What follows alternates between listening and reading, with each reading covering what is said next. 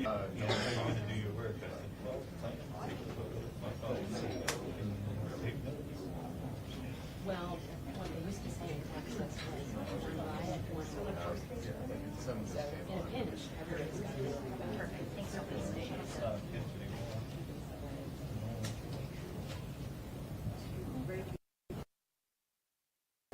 I'm old, so I came up first one of the papers. Now it's only 3 days a week. It's advanced. Yeah, we have time.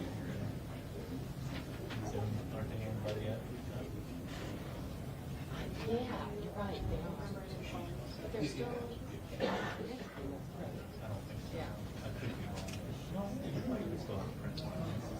Is it 3 days a week? Because they went to 3 days a week for advance. How was that one? I think the print.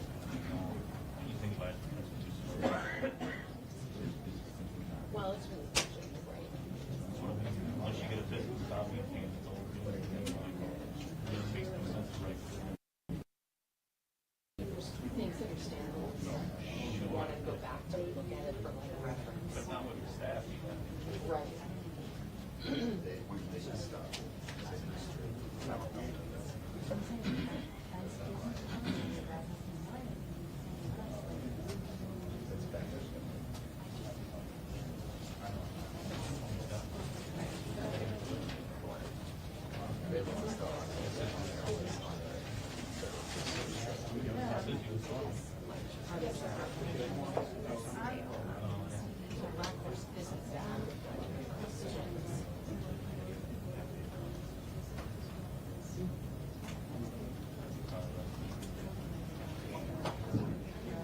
I have this thing. Yeah, I'm going to do the Texas State Guard. They have a lot of state guard. So I think that was like, oh, I thought you guys were National Guard. And they're like, yeah, we're Army National Guard. Yeah, it's a lot.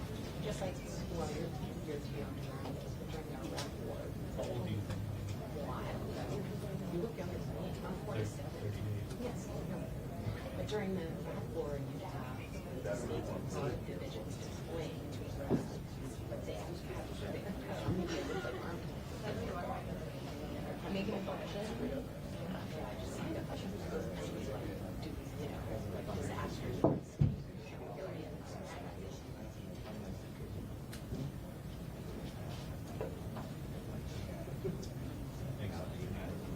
There was a guy from he's from Utah.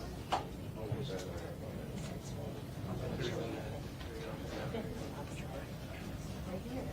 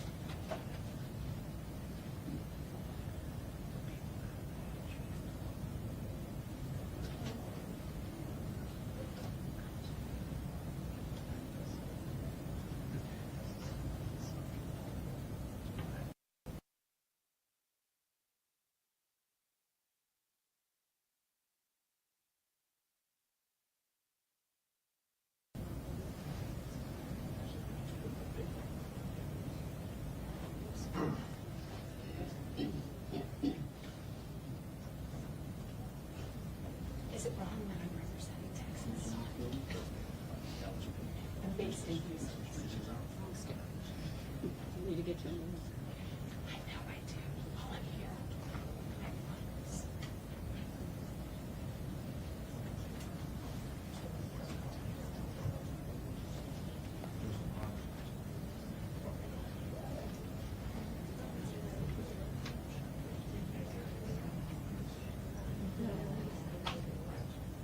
I was happy to see Texas as assisting in this investigation. That's what I think.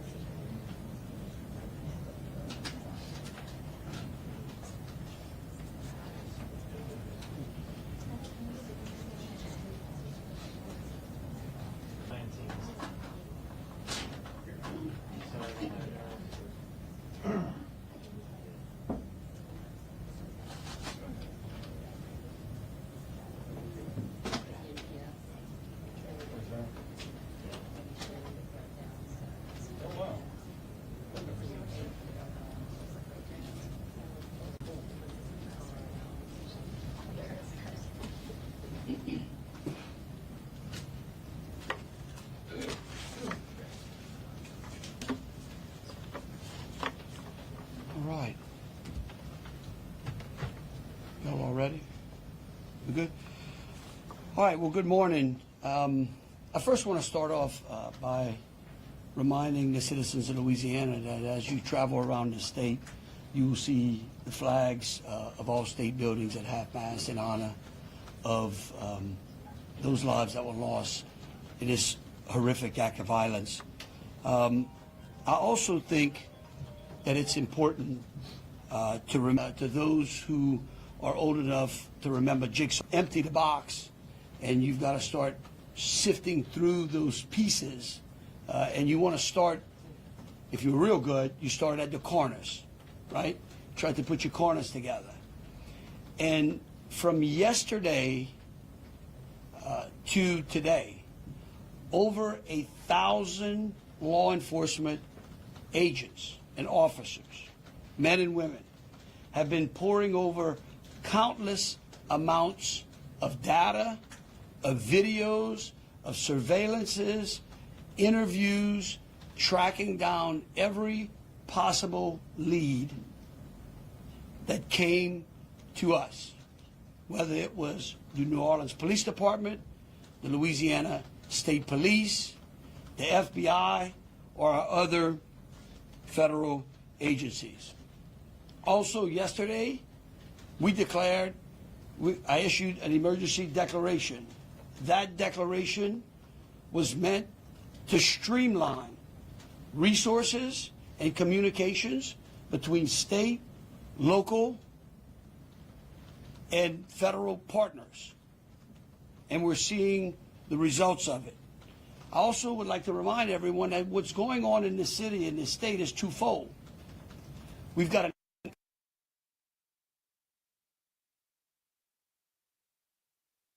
continuing to secure. With that, I would also remind those who are in the city that as far as state resources are concerned, we have the Louisiana State Police, the Louisiana National Guard, which was part of that emergency declaration, which allowed us to put an entire MP company on the ground. Those become force multipliers, is what we call that in law enforcement and the military. That helps to add to the resources that we have. Wildlife and Fisheries, the Department of Corrections, DSF, DHS, our Veterans Affairs, our Probation and Parole, all state agencies. Any state agency who has post-certified officers are here in this city to help secure the city. And so with that, I would like to turn it over to Christopher Rea, who is the Deputy Assistant Director of the FBI's Counter Terrorism Division. Chris? Thank you, Governor Landry.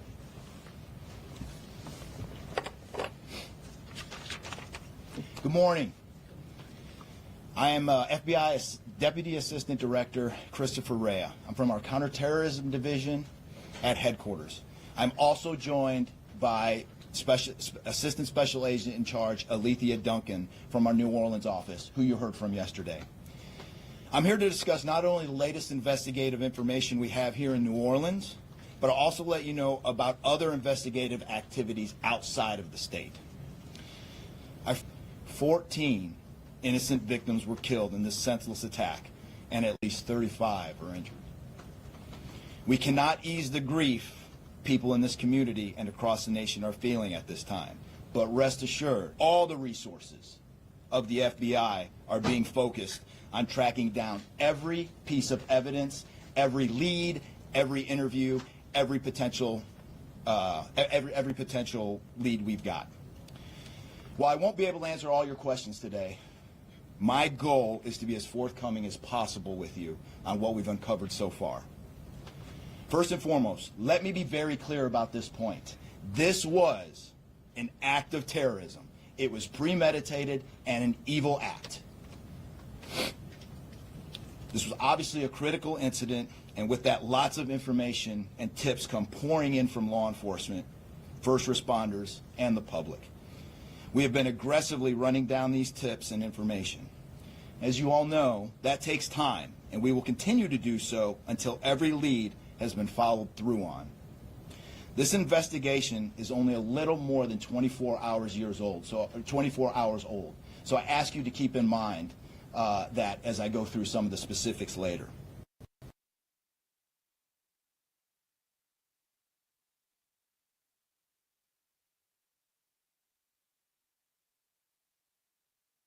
Involved in this attack except for Shamsud-Din Jabbar, the subject you've already been briefed on. A little bit about what the FBI is doing. So we are surging people and assets to the area from across the region and across the nation. Special agents in multiple field offices across the country have been deployed and are assisting with potential aspects of this investigation and following up on every lead. Additional teams of special agents, professional staff, and victim specialists continue to arrive to provide more investigative power and assistance to the victims and their families. Number of our critical incident response group assets, including members of our hostage rescue team, special agent bomb technicians, and crisis management coordinators. In addition, we have deployed more evidence response technicians to continue to process the various scenes that we have. So far, we have received just over 400 tips from the public, and that information is being followed up on both here in New Orleans and across the country. Some of the tips are here in New Orleans, and there are other tips in other states across the country that we are following up on. The FBI team and our law enforcement partners here are also reviewing hundreds of hours of surveillance and other video from both the French Quarter and other states. As for a timeline, at this point, investigators believe Jabbar picked up the rented F-150 in Houston, Texas on December 30th. He then drove from Houston to New Orleans on the evening of the 31st, and he posted several videos to an online platform proclaiming his support for ISIS.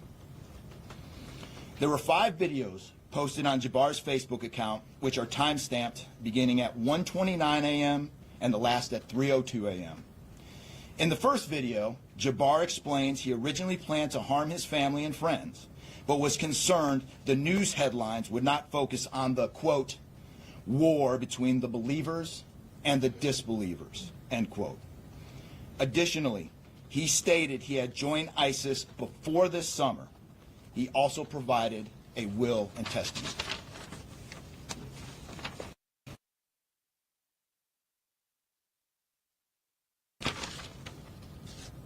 FBI, we have a couple different scenes at the location. We have released the scene.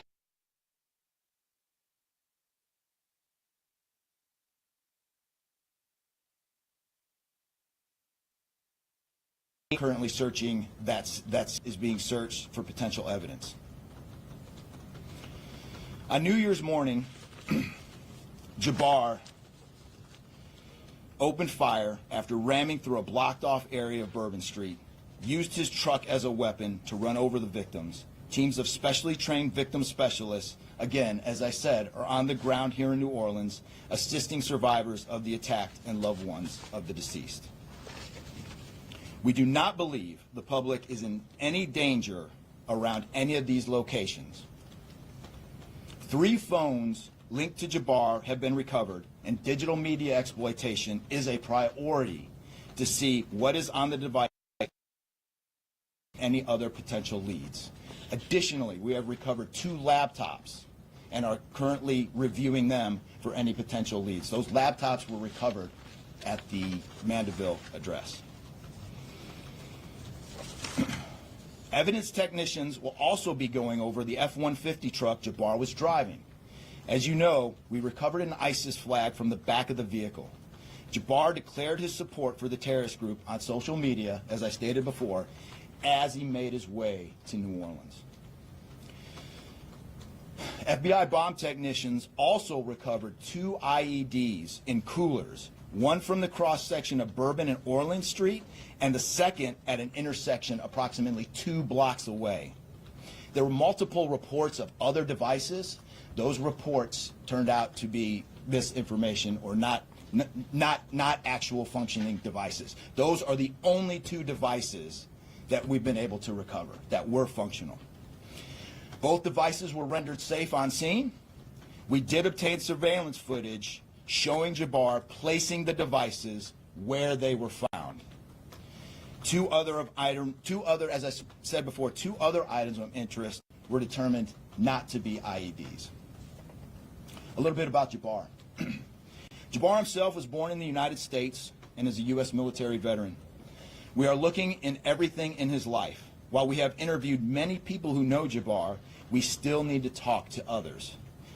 Whether you know Jabbar personally, worked with him, served in the military, or saw him in New Orleans or Texas, we need to talk to you. You may not think you have relevant information, but what you know could tie in to one of our investigative leads. Specifically, we want to talk to anyone who was in the French Quarter on New Year's Eve or early on New Year's Day. That includes people spotted near one of the 2 IEDs on Bourbon Street. The IED was inside a cooler, and many people stopped and looked at the cooler and then continued on their way. Let's be clear, again, we do not believe at this point these people are involved in this incident in any way. We want to speak to them as witnesses and want to know what they saw and when. I went down to the crime scene last night. It is very hard to put into words what it looked like to see. Anyone with information can call us at 1-800-CALL-FBI or send digital tips to fbi.gov/Bourbon Street attack. Response teams finished their work at the crime scene. Bourbon Street has been turned over to the city of New Orleans. As you know, there's also an FBI investigation in Las Vegas. We are following up on all potential leads and not ruling everything. At this point, there is no definitive link between the attack here in New Orleans and the one in Las Vegas. And again, I'll preface, as I close, I'll preface everything with what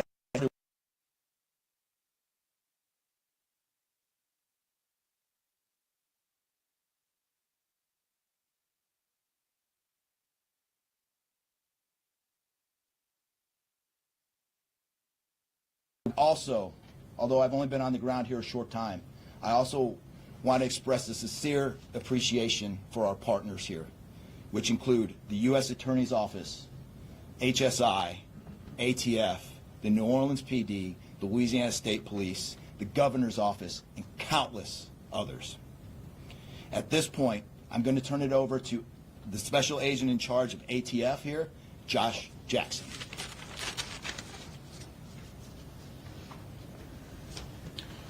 Hey, good afternoon. As stated, my name is Joshua Jackson. I am the Special Agent in charge for the ATF New Orleans Field Division. And ATF's primary mission is reducing and solving violent crime throughout the United States and abroad. Solving part is the focus of this investigation. ATF resources that have been brought to bear to the city and to focus with our federal, state, and local partners have been our national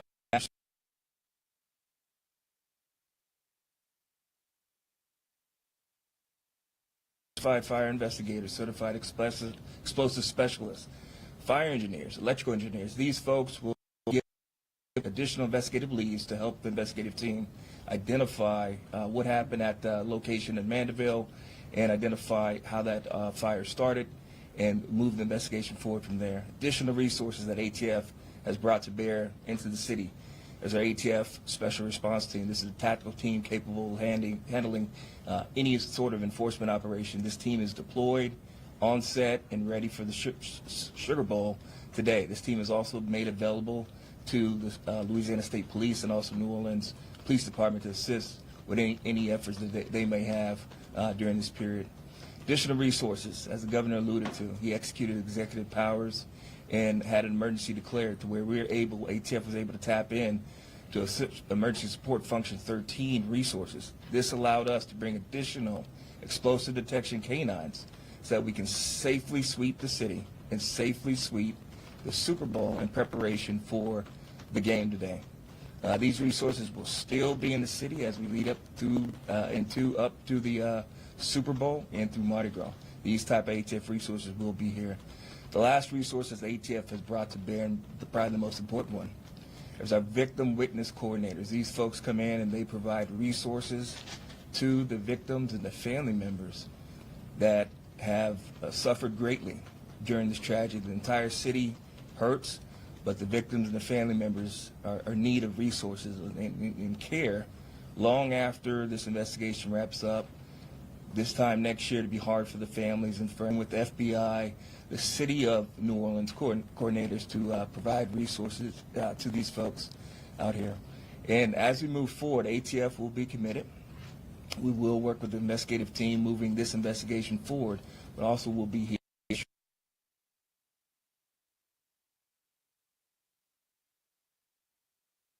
Our mayor of this great city, New Orleans. Madam Mayor. Thank you so much. Thank you so much. Well, good morning once again.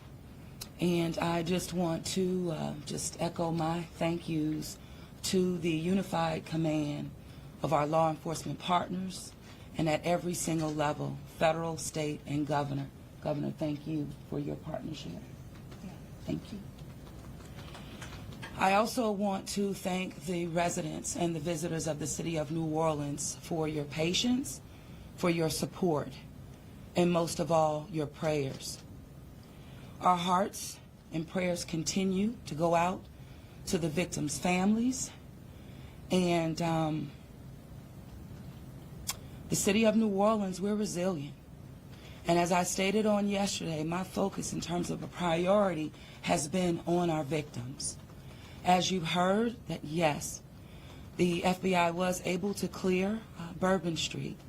And what that meant also for me in this city was that we were able to remove our victims, identify them, and notify their families. Real reverence. They mattered, the families matter, and matter to the city of New Orleans. In addition to that, I want to just thank again our federal partners in Washington, listening to my plea personally for the additional resources to allow for the scene to be cleared, and again, attending to our victims. I walked by each one, and I did the sign of cross in my own way, because reverence, again, is important. So while we have been able to have Bourbon Street returned back to the city of New Orleans, and the due diligence has been done, that then allowed me to give the go-ahead to begin the cleaning of Bourbon Street. That started happening in the morning about 2 a.m. It was completed before 8 a.m. this morning. But that has really set the tone, I would say, and with the confidence that I have in the law enforcement partners all of the resources that have been activated, how we have made sure that safety continues to be our top priority, how our assets have been deployed strategically, again, for the safety and the protection of our visitors and our residents in the city. And because of that, the confidence is there to reopen Bourbon Street to the public prior to game time today. The first order will be to allow for vendors to come in and service the businesses. That's important in order for us to stand up activation, as you know, Governor. And so with that, I want to reassure the public that the city of New Orleans is not only ready for game day today, but we're ready to continue to host large-scale events in our city because we are built to host at every single turn. I want to, again, thank all of those who respond.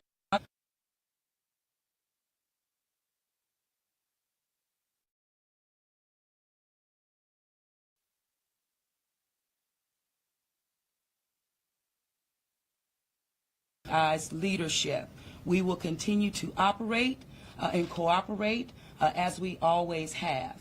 So I want to also thank all of our partners for the added resources for victim and crisis management. We know that that's, again, important. Working with our partner, the Greater New Orleans Foundation, we have set up a fund for our victims' families for not only the future. As you heard, this is going to be a long process for our people. So with that, the city of New Orleans, and with all of my confidence, we are ready. And we could not get here, again, without the unified presence, support, and cooperation. We are stronger together. And I want to say, again, thank you so much. Thank you, Governor. So once again, the governor would like me to reiterate that Bourbon Street will be prepared for full activation before game time today. We know 3 p.m., so we're working towards 2:30 p.m. But prior to game time, the kickoff, Bourbon Street will be restored. So we're hard at work now. Our teams are now, and of course, working with our business community to serve our public and serve our residents and our visitors alike.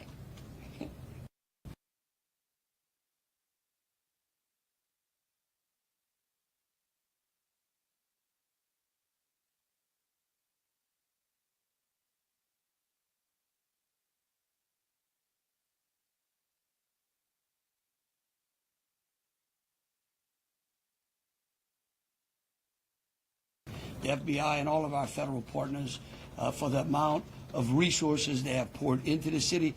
This type of event, and that's the tragedy of it. And I think it's important for people to understand that to protect our citizens in America from evil, you have to crush it. You can't go out there and placate it. You can't go out there and say, oh, I'm going to put this in place and that in place and hope that evil doesn't show up on your doorstep, because it will. You have to crush it. And that's what we're going to do here. We're going to put it all behind us. We're going to continue to keep the victims, those that are in the hospital, either fighting for their lives or trying to recover, in our thoughts and in our prayers. But you know, this morning, and I don't want to single out just one news source, but I just happened to turn on Fox and Friends, and there was a young man who was interviewed who was actually on Bourbon Street during this horrific act of terrorism. And they closed out by asking him, what now? And I think he summed it up. He said, look, we can't live in fear, because fear will paralyze us. He said, we come down to the city to enjoy ourselves and to entertain ourselves and to be with our friends and with our families, because that's who we are. Louisiana invented hospitality. The people of this city care for each other. And believe you me, we care about each one of the lives that were lost in the city of that. We will never forget them. But it would be a tragedy if we let their losses be snuffed out because of fear. This city will be back. We will be open to family and friends and loved ones.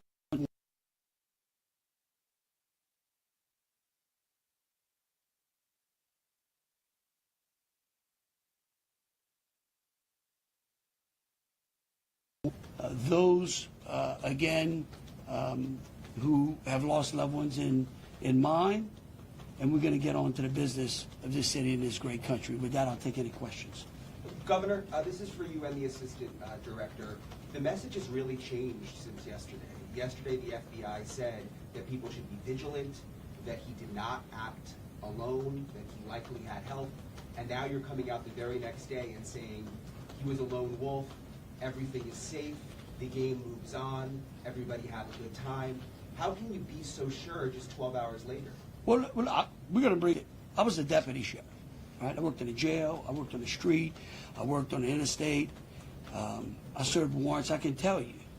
Look, in today's world, I get it. Information, we get information like that. Everybody lives in a 15-second TikTok video. We think that life operates like it does on our phones, and it just doesn't. Information changes. In fact, that's why we ask the media for patience. We get information, like I said, putting that, no one dumps a 1,000-piece jigsaw puzzle and puts it together in 5 seconds. Okay? And what I would tell you is that I appreciate the fact that what we did was we're under-promising and over-delivering today. And I think that's important. And I want to remind something. Look, because over the last decade, law enforcement has taken it on the chin, unfairly.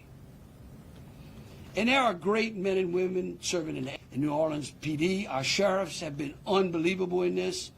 And I tell you, they want to protect you all. And we have to trust them.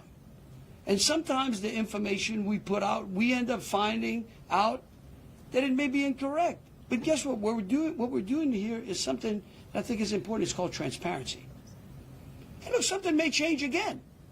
Here's what I do know, though. Right now, this is one of the same. It doesn't mean that nothing can't happen.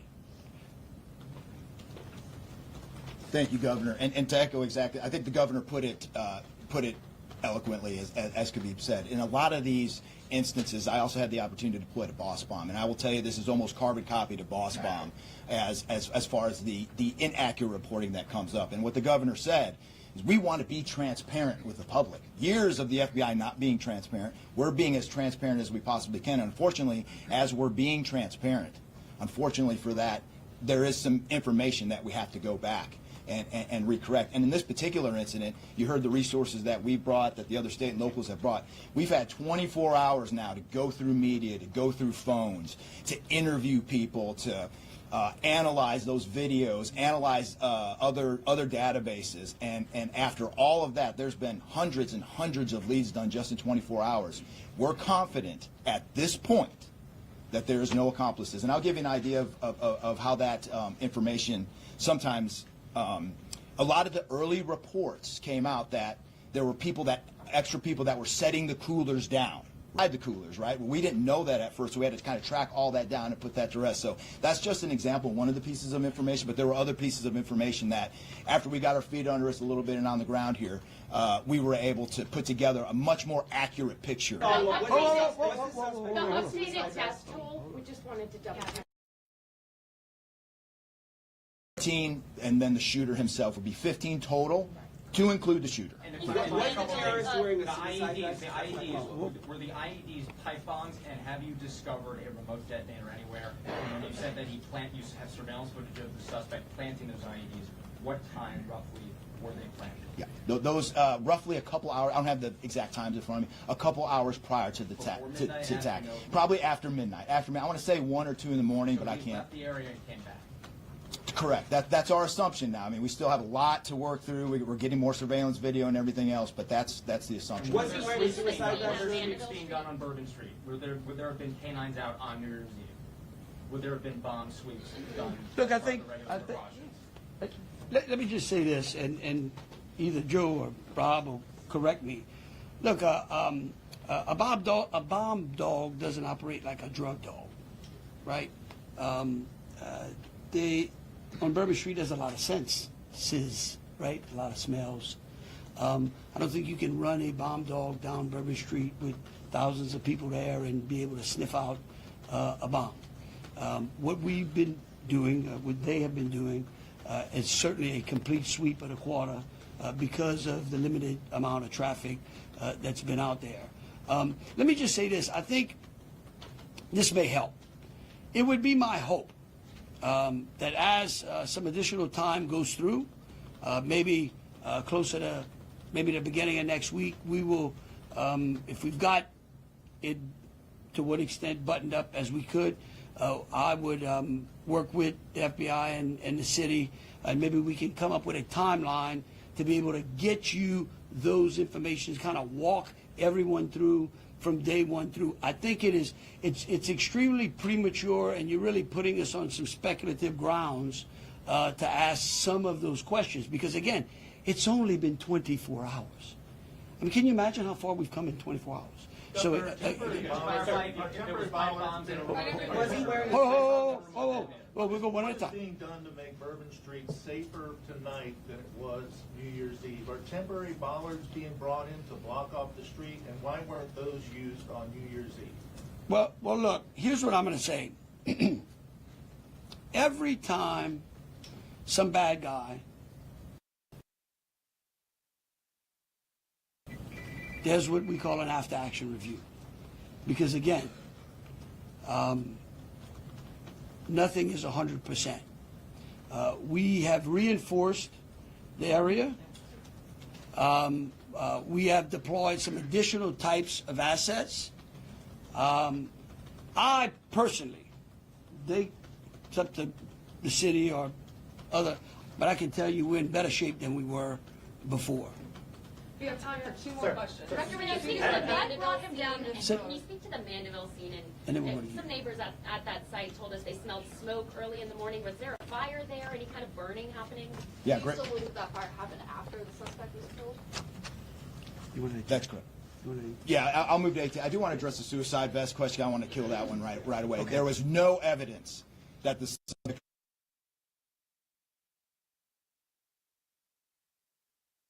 Yeah, as to the fire at the Mandeville scene, so our working theory now is that the fire started after Jabbar was already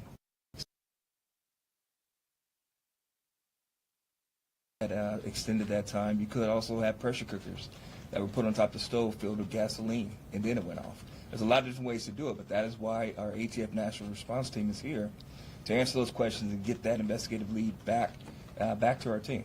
So more to come on that. We're still processing that scene. We're out there right now. Are you able to assess what type of How he became radicalized over all of this time? What brought him to Bourbon Street? Do we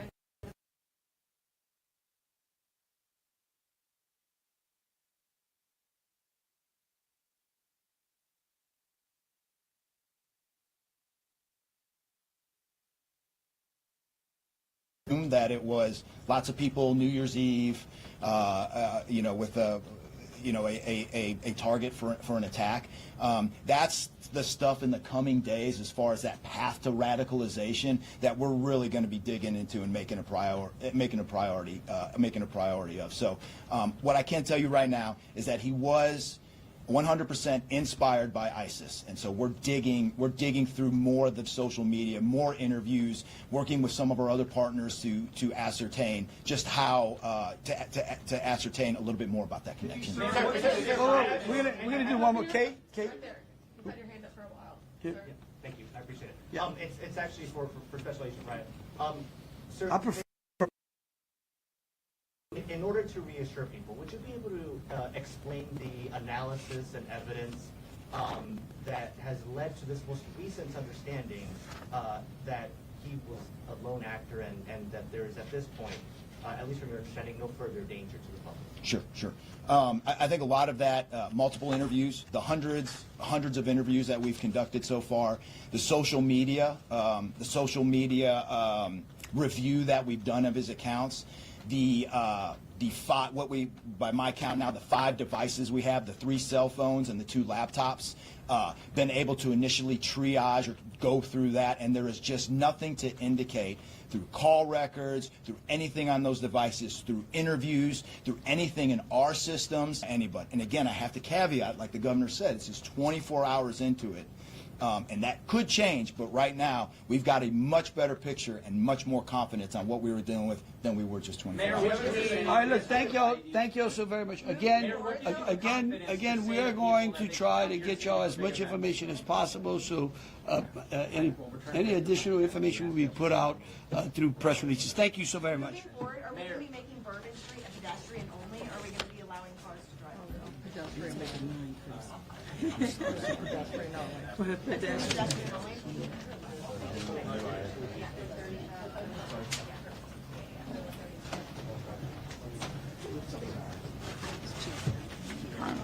No, you good? No, I'm good. Yeah, yeah. Take it. Oh, no. I'm giving them to the hand.